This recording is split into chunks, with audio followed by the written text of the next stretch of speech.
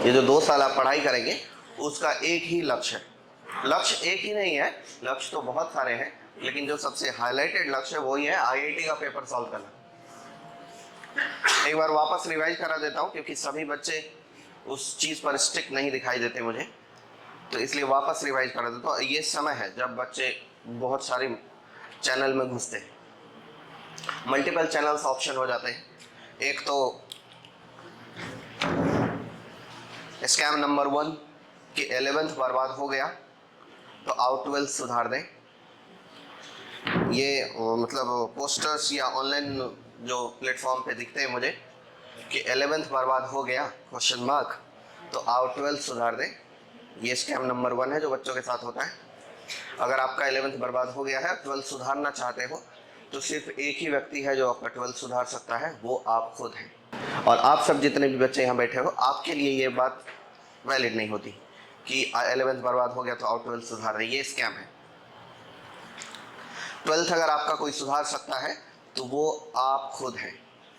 ये सामर्थ आपके अलावा किसी में भी नहीं, मेरे अंदर नहीं है। कोई भी दूसरा नहीं सुधार सकता, ना आपके मम्मी पापा ना आपके टीचर्स। ये आपकी आक्रामकता होगी जो 12th आपका बना सकता है। तो ऐसे स्कैम में तो पढ़ना ही नहीं है। मुद्दा हमारा यही है कि आईआईटी का पेपर सॉल्व कैसे होगा। तो जिस दिन आप आईआईटी का पेपर सॉल्व करने जाएंगे, आपको सिर्फ थोड़े मोड़े ज्ञान की जरूरत है। ज्ञान कितना, तो प्रिपरेशन पर चर्चा कर लेते हैं। आईआईटी का पेपर छुड़ाना कोई बड़ी बात नहीं है। प्रिपरेशन स्ट्रेटजी कोई भी सीक्रेट्स नहीं है, कोई हिडन नहीं है, कोई ऐसा गुप्त स्ट्रेटजी नाम की चीज नहीं होती। आईआईटी में जाने का जो रास्ता है वो बहुत क्लियर है। वो ये है कि आपसे प्रीवियस ईयर क्वेश्चन सारे बने हुए होने चाहिए।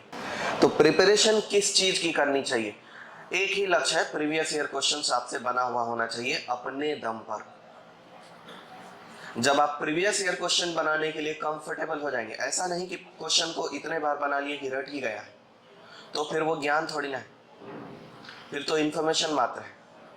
तो इंफॉर्मेशन से आईआईटी का पेपर नहीं बनेगा, क्योंकि आईआईटी में रिपीट होकर के क्वेश्चन आने की प्रोबेबिलिटी बहुत कम होते हैं, कभी कभी, लेकिन बहुत रेयर है। और वो एक आध क्वेश्चन रिपीट होने से आईआईटी का क्वेश्चन आईआईटी थोड़ी नहीं क्रैक होगा। आईआईटी क्रैक होने के लिए जरूरी है कि बच्चा कंसेप्चुअली बहुत अच्छे से क्लियर हो। 2 ही स्टेप्स है, एक कि आपका कंसेप्ट बहुत तगड़े से क्लियर रहना चाहिए, दूसरा जिस दिन आप पेपर बनाने जाते हैं उस दिन आपको सारे कंसेप्ट, सारे फॉर्मूले, सारे रिजल्ट्स याद रहने चाहिए। भले ही इस 2 साल के अंदर याद रहा ना हो, जिसे आप याद नहीं रख पाएंगे, जिसे आपका दिमाग सस्टेन नहीं कर पाएगा, बुद्धि के अंदर स्टोर करके नहीं रख पाएगा, वो चीज शॉर्ट नोट में लिखी जाती है।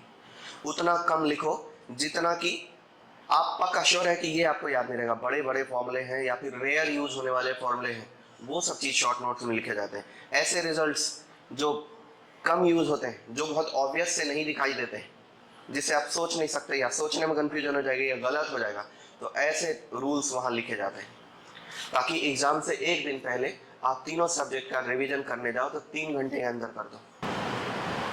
एक चीज है कि कंसेप्ट को बहुत अच्छे से समझने के साथ साथ शॉर्ट नोट बना करके रखना है, एग्जाम के दिन काम आएगा, टेस्ट से पहले काम आएगा। और दूसरा कि प्रीवियस ईयर क्वेश्चंस, बीच में बहुत सारे रेफरेंस बुक आते हैं जिसमें मॉड्यूल भी है, मार्केट में अवेलेबल 3-4 प्रकार की किताबें जो आप लोग रेफर करते हैं। तो ये रेफरेंस बुक का काम क्या होता है, आपको आपके कंसेप्ट को प्रीवियस ईयर क्वेश्चंस यानी पेपर के साथ जोड़ने वाला ब्रिज है।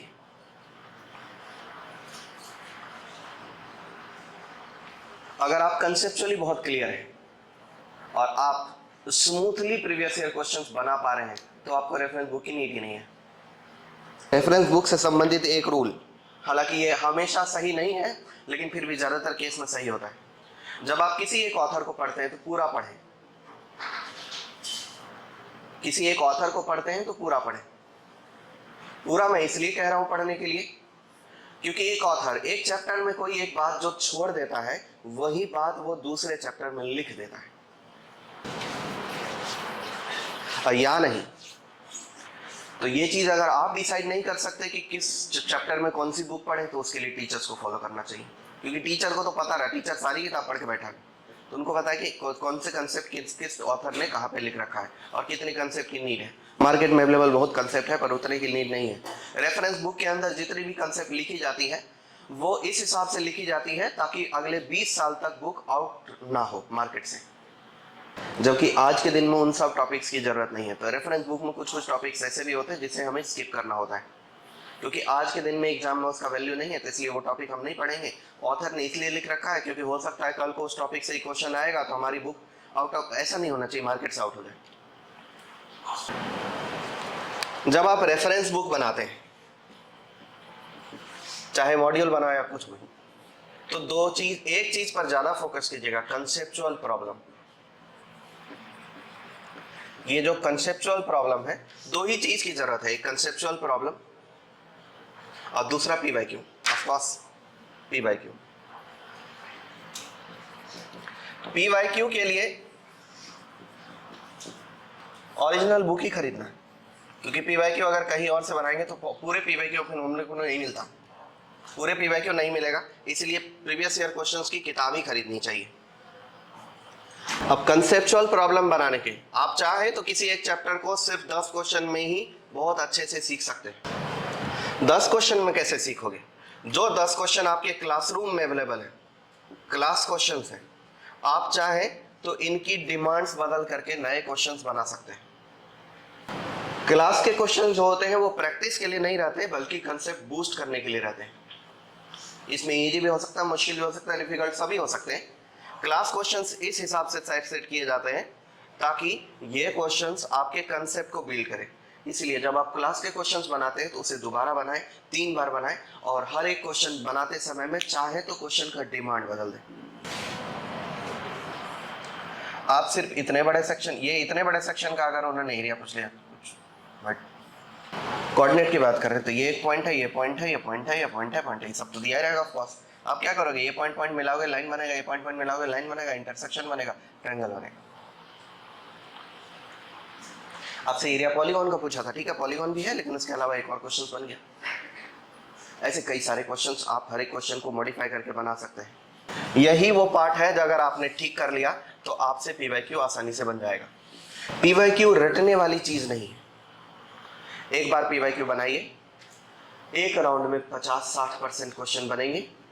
दूसरे राउंड में जो जो क्वेश्चन नहीं बना है उन क्वेश्चन पर डॉट लगा दीजिए। फर्स्ट राउंड में जो जो क्वेश्चन नहीं बना है उन पर डॉट लगा दीजिए। सेकेंड राउंड जब बनाने बैठिए तो अब इन्हीं डॉट वाले क्वेश्चंस को बनाइए। और जब आप पीवाईक्यू बनाते हैं तो एक बात का ध्यान रखिएगा, कुछ कुछ क्वेश्चंस ऐसे होते हैं जिसे बनाने के बाद कुछ भी फीलिंग नहीं आता, हट घटिया था, और कुछ कुछ क्वेश्चन ऐसे होते हैं जिसे बनाने के बाद एकदम वाव फील आती।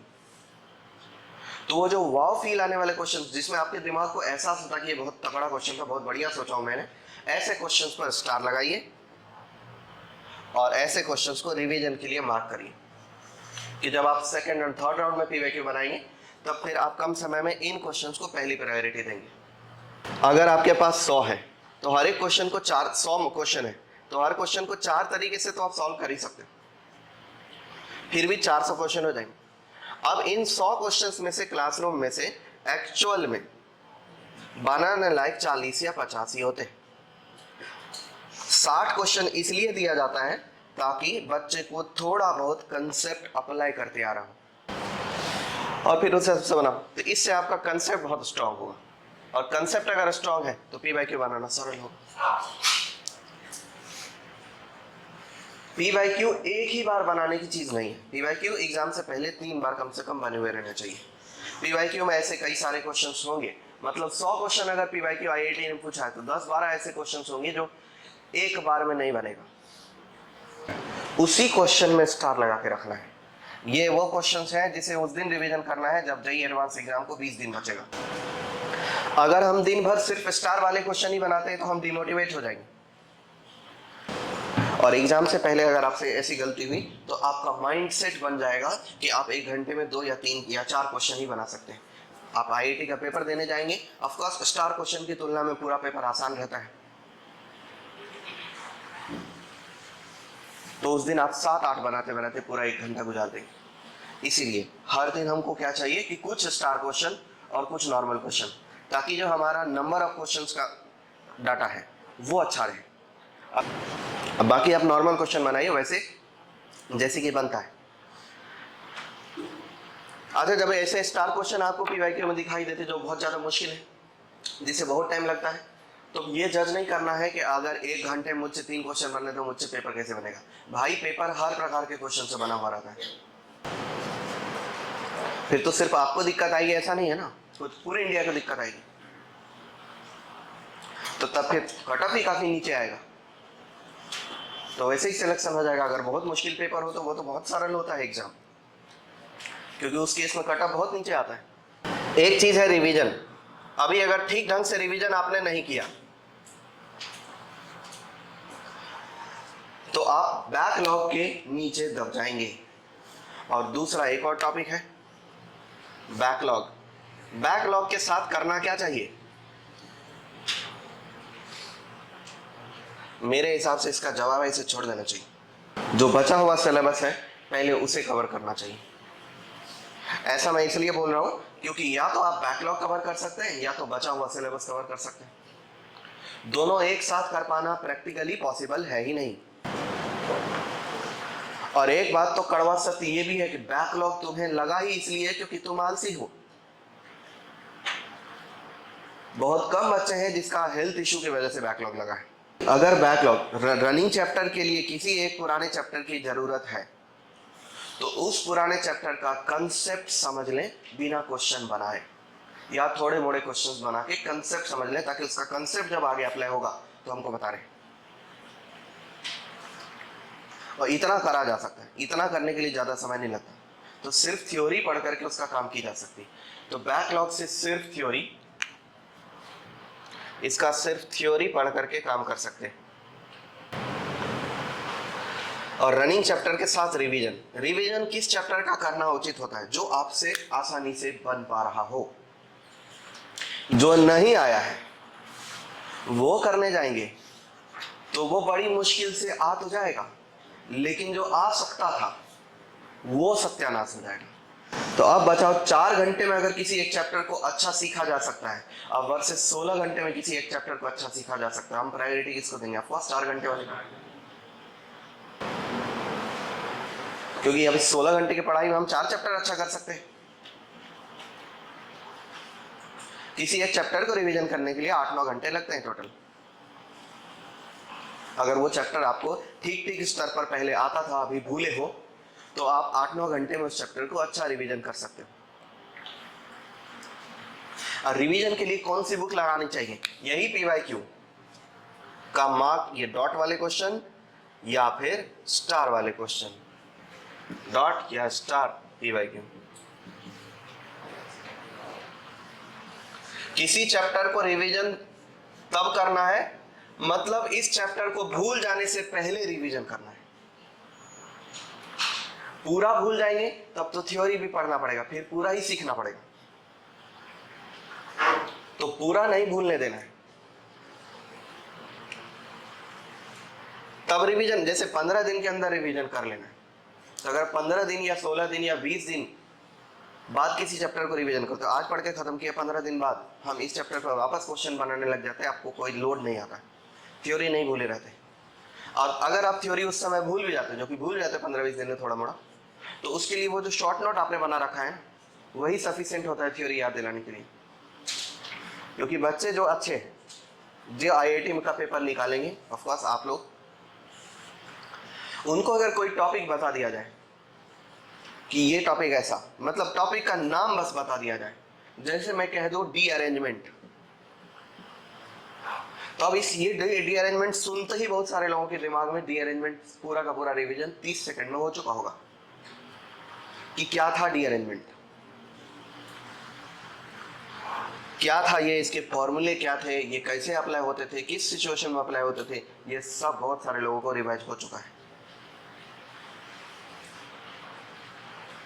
टॉपिक का नाम सुनते ही, तो जब आप शॉर्ट नोट्स रिवाइज करते हैं और टॉपिक्स का हेडलाइन ही देख लेते हैं, आपको पूरा का पूरा क्लासरूम नोट याद आ जाता है 1 मिनट के अंदर कि क्या क्या था उसमें।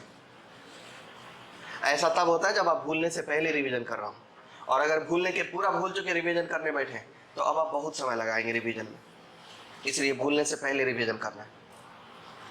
और जब अच्छे टॉपिक्स चैप्टर्स हमारे कंप्लीट हो जाए रिवीजन करके, तब हम उन चैप्टर्स को करेंगे जो हमें नहीं आता है, क्योंकि उसमें समय लगेगा। तो पहले अच्छे चैप्टर्स को रिवीजन कर लेंगे, और जो चैप्टर्स हमें नहीं आता है धीरे धीरे रिवीजन करना है। एक महीने में एक चैप्टर ठीक करेंगे, दूसरे महीने में एक और कर लेंगे, तीसरे महीने में एक और कर लेंगे। एक साथ 10 चैप्टर खराब है और 10 के 10 चाहेंगे एक महीने के अंदर कवर कर पाना, नहीं होता है वो। तो प्रैक्टिकल होना जरूरी है। अच्छा, रिवीजन करने के लिए क्या करना चाहिए, कौन सा मेथड? टीचर्स का हेल्प लेना चाहिए कि खुद अपने दम पर रिवीजन करना चाहिए? दोनों कर सकते हो आप। देखो, टीचर की हेल्प लोगे तो ऑफलाइन टीचर्स भी आपको मिल जाएंगे, और ऑनलाइन तो भरा पड़ा है। वन शॉट वाले लोग तो वो तो यूट्यूब पे एक बार लिखना है बस, तुरंत आ जाएंगे पोस्टर। 11th बर्बाद हो गया तो आ जाओ 12th सुधार देते हैं। पर ये याद रखना कि 12th अगर आपका कोई सुधार सकता है तो वो सिर्फ आप हैं, कोई और नहीं सुधार पाएगा। अच्छा, जब हम टीचर की हेल्प से रिवीजन करते हैं और जब हम अपने दम से रिवीजन करते हैं, इसमें इम्पैक्ट का क्या अंतर है मैं बता देता हूँ। जब आप टीचर से हेल्प से रिवीजन करते हैं तो आप 15 दिन बाद वापस भूल जाएंगे, पूरे तरीके से भूल जाएंगे। स्पेशली अगर आप वन शॉट से रिवीजन किए हैं, जो कि बहुत जल्दी जल्दी रिवीजन करा के दिया है आपका, तो आप 4 दिन के अंदर भूल जाओगे। अच्छी बात है, आपको रिलेट नहीं हो रहा है क्योंकि आपने नहीं करा होगा शायद, पर जो करते मैं बता रहा हूँ। कोई एक टॉपिक अगर, कोई एक चैप्टर अगर वन शॉट से पढ़ा है बच्चा, और फिर एक चैप्टर खत्म किया, दूसरा चैप्टर पढ़ने लग गया, 5वें दिन बाद वो पहला चैप्टर में क्या पढ़ा था, टॉपिक नाम के अलावा उसे कुछ याद नहीं रहता, एक भी क्वेश्चन बनाने की हालत में नहीं रहता। वो 100 मार्क्स का टेस्ट पेपर लिया जाएगा, 20 नंबर नहीं लाएगा बच्चा। एवरेज बच्चों की बात कर रहा हूँ, सड़े गले बच्चों की बात ही नहीं कर रहा हूँ। एवरेज बुद्धि वाले बच्चे जो इंटेलिजेंट भी हैं और ठीक ठाक भी हैं, ऐसे लोगों की ये हालत होती। इसलिए जो चैप्टर हमें पहले नहीं आया था, अगर उसे पढ़ना है तो अपने दम पर पढ़ना है, अपनी क्लास टॉपिक्स को खुद अपने सामर्थ्य से रिवीजन करना है, खुद से एक्सप्लेन करना है कंसेप्ट को आराम आराम से, समय लेकर के, ताकि बुद्धि खोपड़ी में बैठे, हड़बड़ी में नहीं करना है। एक भी चैप्टर बिठा लिए खोपड़ी के अंदर तो बहुत है, फिर दूसरा करेंगे, फिर तीसरा करेंगे। अभी इतना समय है कि 4, 5, 10 चैप्टर अगर किसी का बैकलॉग है तो वो ठीक किया जा सकता है। तो इसलिए रिवीजन करना है तो खुद से, खुद की नोट से। इस टॉपिक पर आएंगे कि आखिर एक और टॉपिक है ना, ऑनलाइन वर्सेस ऑफलाइन क्लास, क्या देगा आपको। ये प्रिपरेशन पर इतनी थ्योरी थी। अब टेस्ट रूल, पहले तो ये जान लो कि टेस्ट जो आप देते हैं, इतने सारे टेस्ट देते हैं, उसमें से हर टेस्ट से आपको क्या क्या सीखने की जरूरत है। जो भी बच्चा अच्छा स्कोर फाइनल एग्जाम में लाना चाहता है, उसको एक चीज तो जरूरी है, मन से मजबूत और बड़ा होना पड़ेगा। बड़ा मन मतलब वो जो अपना गुड स्कोर भी बहुत आसानी से लैंड करा सके और बैड स्कोर भी बहुत आसानी से बर्दाश्त कर सके।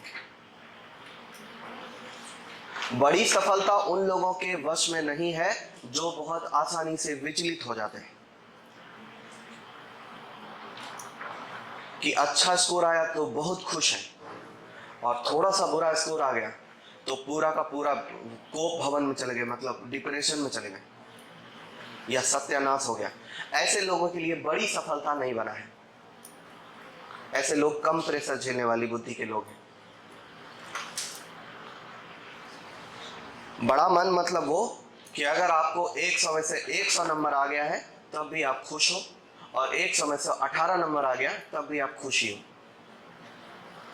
थोड़ा सा झटका लगेगा कि बड़ा बुरा हुआ, 100 में से 18 आ गया, इतना बुरा मेरे साथ कभी नहीं हुआ है। पर आप ऐसे सोचोगे कि बिगड़ गया, तो बिगड़ गया तो आप उसको 2 पाए रोने लग जाओ, या तो पेपर वापस से दो। पेपर लेके वापस बैठोगे। अब एक अच्छा मन वाला व्यक्ति क्या करता है मैं बताता हूँ, पेपर लेकर के बैठेगा और वापस से देगा, और वो 18 मार्क्स, भले ही उसके मार्क्स लिस्ट में 18 ही लगा हो, लेकिन वो उस 18 नंबर को बढ़ा के 88 या 90 पे ले आएगा। अब ये 90 मार्क्स उसका सामर्थ्य है, ये उसे पता है क्या, मेरे अंदर कैपेसिटी 90 मार्क्स की थी लेकिन मुझे आए 18, लिस्ट में 18 ही लगेंगे, लेकिन उसे कॉन्फिडेंस रहेगा कि नहीं नहीं नहीं मेरा पेपर बिगड़ा इसलिए मेरा मार्क्स खराब हुआ, मेरा नॉलेज गंदा है, ऐसा बात नहीं है। और वो इस चीज को तुरंत शॉर्ट आउट कर लेगा, मतलब उसी दिन संडे को पेपर दिया, संडे के शाम तक वो खुश हो चुका होगा।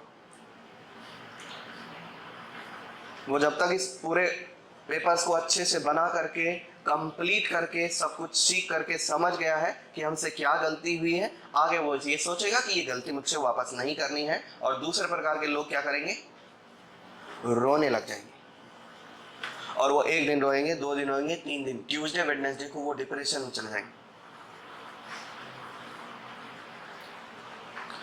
अब एक बात बताओ कि जो भले दोनों में नॉलेज एक ही जैसा लेकिन माइंडसेट का अंतर है।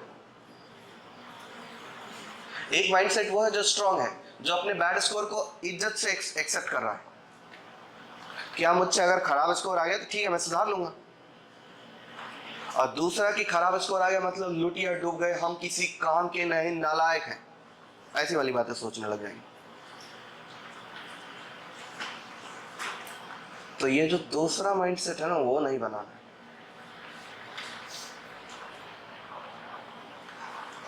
खुद पर डाउट तो कभी होना ही नहीं चाहिए।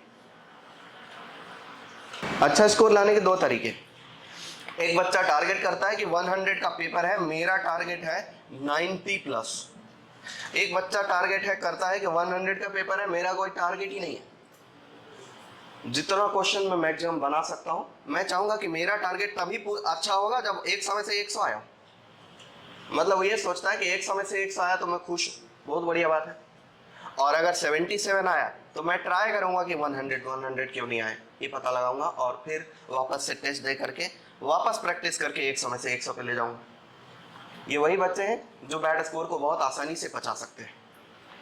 और दूसरा ये होता है कि 100 का पेपर है, 90 प्लस इसका टारगेट है, इसको आए हैं 85, अब ये 15 मार्क्स के लिए रोने बैठेगा। वो ये नहीं देखेगा कि हमको 85 आया है भाई, इसको खुश होना है इस बात पे, लेकिन वो ये देखेगा कि 15 चले गए। वो तो कभी भी नहीं देख रहा होता कि 15 आपके कम हो गए कि 2 कम हो गए कि 10 कम हो गए कि टारगेट से नीचे रह गए कि ऊपर रह गए। अगर आप नीचे रह गए हैं टारगेट से तो ठीक करो, इसमें टेंशन लेने वाली क्या बात है। 2 मिनट भी ना गवाओ, मैं तो बोलूंगा कि ठीक है खराब हो गया ना, टेस्ट देख लिया ना आपने कि नहीं आ रहा है, 85 ही आ रहा है, मुझे 90 प्लस चाहिए था, मेरा 15 नंबर नीचे रह गया, तुम मस्त आराम से नहाओ पियो, नहाओ खाना पीना खाओ और बैठे पढ़ने, और देखोगे ये 15 नंबर क्यों छूट गए। तुम 90 का टारगेट काहे को रख रहे हो। टारगेट तो एक ही है कि आउट ऑफ में से आउट ऑफ, इसके अलावा तो कोई टारगेट ही नहीं है, जितना हो जाए हो जाए। कुछ बच्चे ऐसे होंगे 85, थोड़ा लग रहा है कि किसी के औकात से ज्यादा बोल दिया मैंने, 40 पे भी आ जाते हैं। 40 का टारगेट रखा है और अगर गलती से 55 आ गए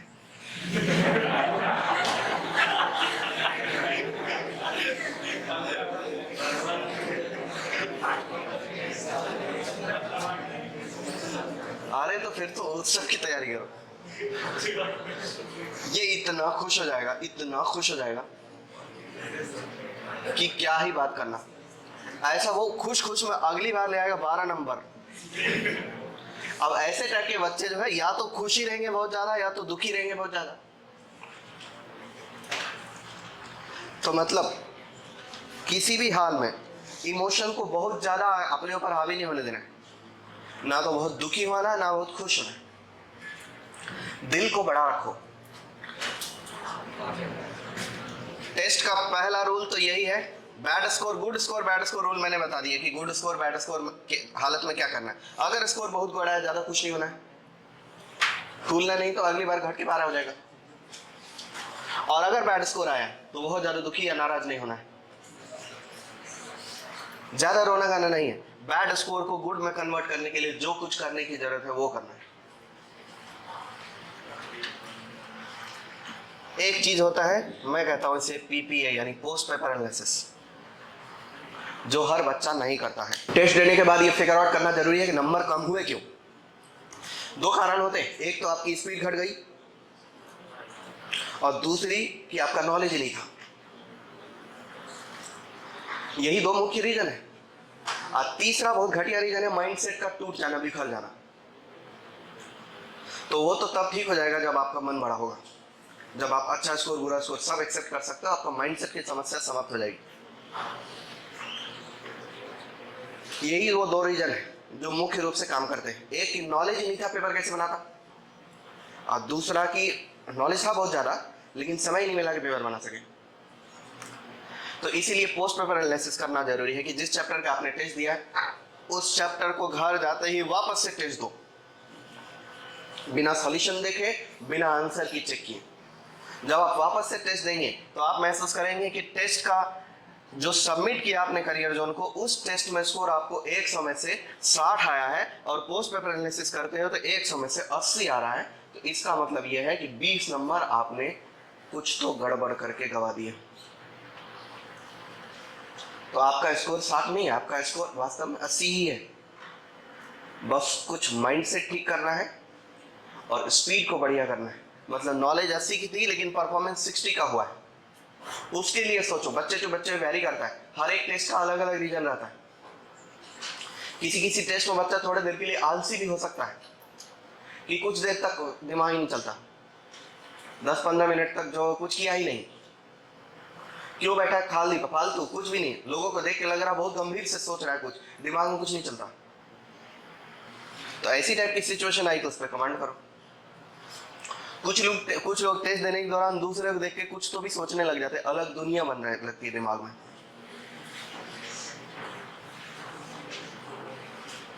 कुछ भी थॉट चलता है जो कि फिजिक्स केमिस्ट्री मैथ से रिलेटेड है ही नहीं। तो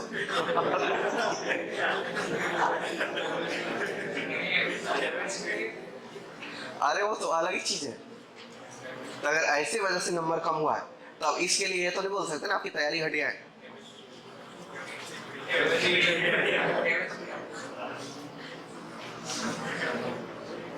तो ऐसे अगर किसी वजह से आपका नंबर कम हुआ है तो उसके लिए खुद को दोष देने की जरूरत नहीं, अपना आदत सुधारो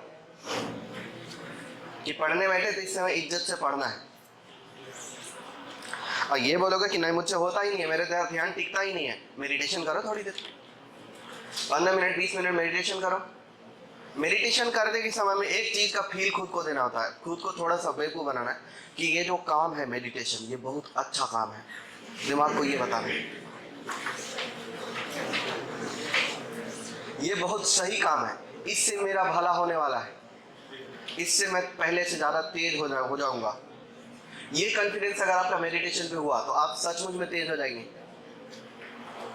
ऐसा अगर आप सोचे और मेडिटेशन किए तो आप मेडिटेशन आपको बेनिफिट देगा। और अगर आप हर दिन मेडिटेशन किए और फिर सोचे हार्ट क्या हुआ 15 मिनट में फालतू टाइम वेस्ट हुआ, इससे बेहतर तो सो ही लेते सुबह से बैठ। तो आप मेडिटेशन 1 महीना करो या 6 महीने, कोई इंपैक्ट नहीं होने वाला। तो मेडिटेशन करो, पोस्ट पेपर एनालिसिस करो, जो जो थॉट्स आपके इधर उधर भटकते हैं उस पर कंट्रोल करो। ये पहला एक ही नियम है बस, पोस्ट पेपर एनालिसिस। उसके बाद गुड स्कोर में क्या करना है, बैड स्कोर में क्या करना है, और इसकी तैयारी के लिए क्या करना है, रिवीजन के लिए जरूरत होता है, चर्चा कर चुके हैं। और टेस्ट में जाने से पहले 200 क्वेश्चन की प्रैक्टिस भी चाहिए, नहीं तो समय कम पड़ेगा। अगर आप क्वेश्चन प्रैक्टिस करके नहीं गए चैप्टर में तो समय कम पड़ेगा।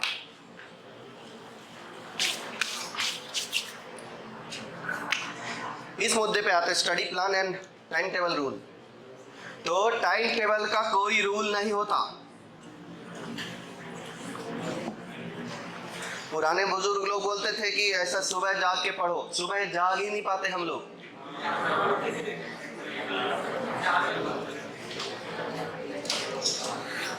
तो टाइम टेबल आप चाहो तो नेचर के अगेंस्ट हालांकि जो कुछ आप चल रहे हो वो भी ठीक है, नेचर के साथ अगर चलोगे तो नेचर आपका थोड़ा बहुत हेल्प करेगा।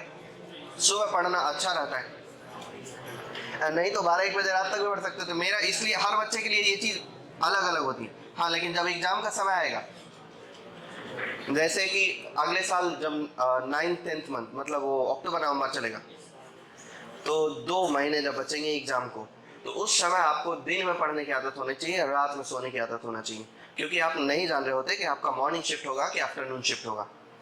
मॉर्निंग शिफ्ट हुआ और आपको सुबह 6 बजे तक सोने की आदत है, सोने की नहीं मतलब सुबह 6 बजे आप सोते हो या 4-5 बजे 3 बजे रात तक पढ़ते हो और फिर सोते हो और 11 बजे दिन में उठते हो, तो जब आप उठोगे तब एग्जाम आधा हो चुका होगा।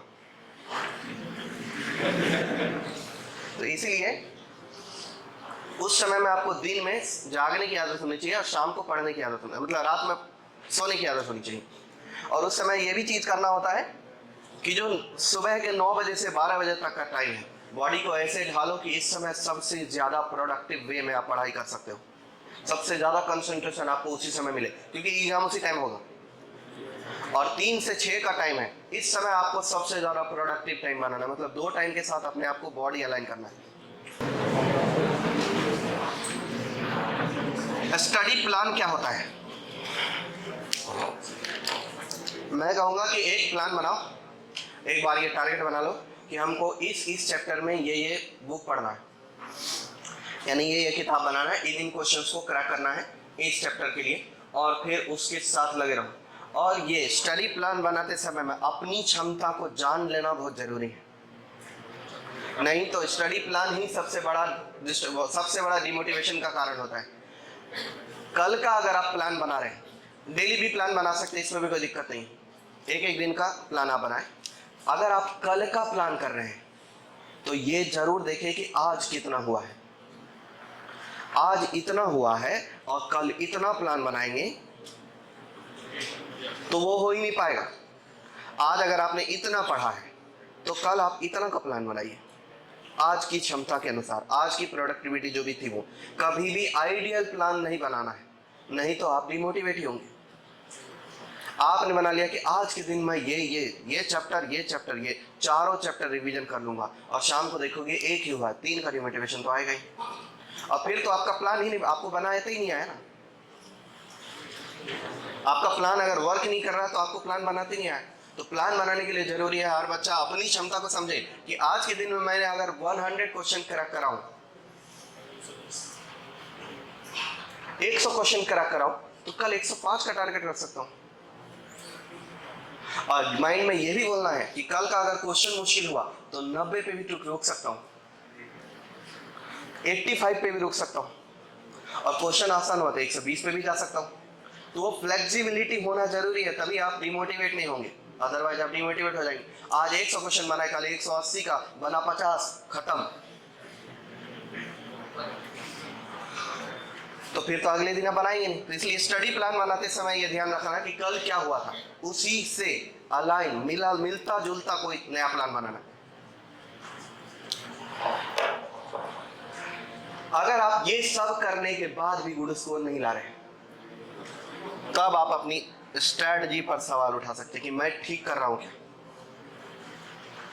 पर ऐसे क्वेश्चन ना पूरे 2 साल के प्रिपरेशन में 3 या 4 बार उठाए जाते हैं कि मेरी प्रिपरेशन ठीक चल रही है क्या। अगर आप 4 बार उठा चुके तो आगे मत उठाना, ये 3, 4, 6 महीने में एक बार उठाना चाहिए। किसी प्लान को आपने बनाया है, उससे ठीक तरीके से फलीभूत होने के लिए 2-3 महीना लगता है, और वो भी तब जब आप पूरी ईमानदारी से उस पर वर्क कर रखे हो। अब पूरी ईमानदारी से आपने काम किया ही नहीं है, आपसे काम हुआ ही नहीं, और आप बोलोगे नहीं प्लान ही घटिया है, तो ये तो बड़ी गलत बात है।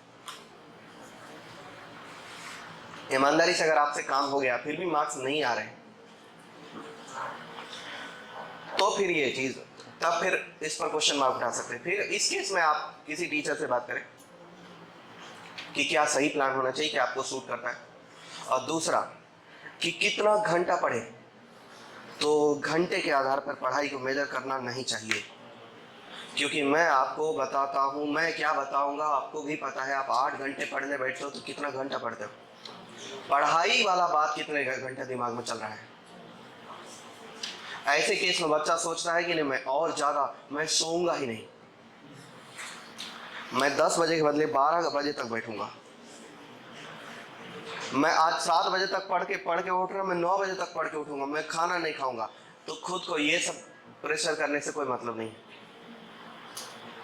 आप 5, 6, 7 घंटा भी पढ़ेंगे और अगर 7 घंटा आपका पूरा कंसंट्रेशन से पढ़ाई हुआ है तो आपके 12 घंटे बैठने से ज़्यादा बेहतर है।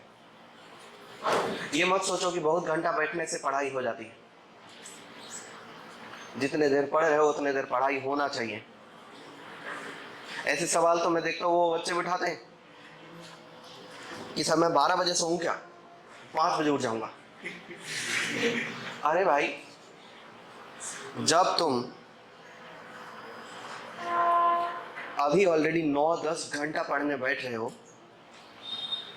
अब फिर भी पढ़ाई से सेटिस्फाई नहीं हो, 12 घंटा और पढ़ लोगे, 2 घंटा और बढ़ा लोगे, तो क्या गारंटी है कि सेटिस्फाई हो जाओगे? प्रॉब्लम नहीं है इस बात में कि 10 घंटा पढ़ना कम है क्या। अरे 10 घंटा पढ़ना बहुत है। प्रॉब्लम इस बात में होगा कि वो जो 10 घंटा पढ़ने बैठे हैं ना, उसमें 10 का 10 घंटा पढ़ाई नहीं हो रहा है, कहीं तो भी टाइम वेस्ट हो रहा है। तो वो जो टाइम वेस्ट वाला ग्लिच है ना, उसको फिगर आउट करना है, उसको फाइंड करना है कि कहाँ मेरा टाइम वेस्ट हो रहा है। हो सकता है कि आप अपनी क्षमता से ज्यादा ऊपर वाली डीपीपी लेके बैठ गए होंगे क्वेश्चन बनाने, और फिर आप एक क्वेश्चन सोचते हो और फिर 15 मिनट क्या सोचते हो, फिर क्वेश्चन पढ़ने बैठते हो। आपने क्वेश्चन पढ़ा, समझा क्या लिखा है क्वेश्चन में, और फिर उसके बाद आधा घंटा बाद वापस से आपको ख्याल आता अच्छा ये बनाना था। तो ऐसे में आप 10 घंटा पढ़ो कि 12 घंटा पढ़ो, क्या पढ़ेगा, क्या फर्क पड़ेगा? अगर ऐसा सब चीज हो रहा है तो उसको कम करने की जरूरत है, ना कि टाइम बढ़ाने की। अपनी क्षमता से ज्यादा बड़ी डीपीपी लेके बैठ गए होंगे। अपनी क्षमता से ज्यादा बड़ी डीपीपी लेके बैठना 1-8 घंटा तक ठीक है। ऐसे आप 3, 4, 5 क्वेश्चन डेली दिन में बनाए जो आपकी कैपेसिटी से ज्यादा ऊंचे के हो। बाकी अपने कैपेसिटी के अंदर बनाना जरूरी है। और दिन भर में वर्क टारगेट होता है, ना कि घंटे का टारगेट। घंटों घंटा पढ़ने वाले सेलेक्ट नहीं होते, जो लोग वर्क टारगेट करते हैं और वर्क टारगेट कंप्लीट करते हैं वो सेलेक्ट हो जाते हैं। इसलिए अपनी नींद को नहीं सेक्रीफाई करना है। इसका तो कोई लॉजिक नहीं बनता।